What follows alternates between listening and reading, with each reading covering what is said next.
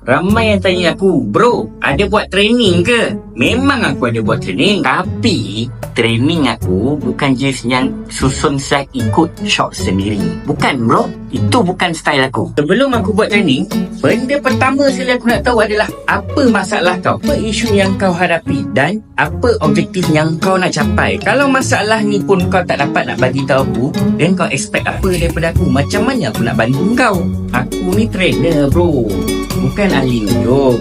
Kalau kau expect aku boleh baca otak korang, sorry lah bro, aku bukan ahli hujung korporat.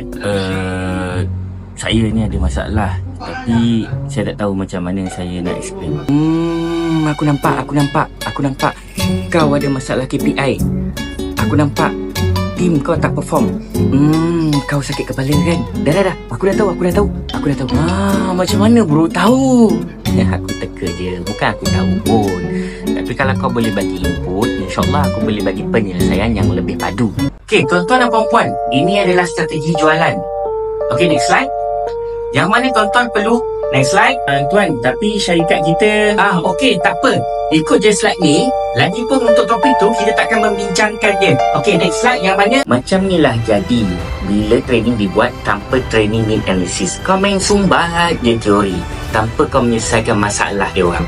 Jadi bila habis program, peserta dapat apa? Peserta pun masuk balik tempat kerja dan apa improvement?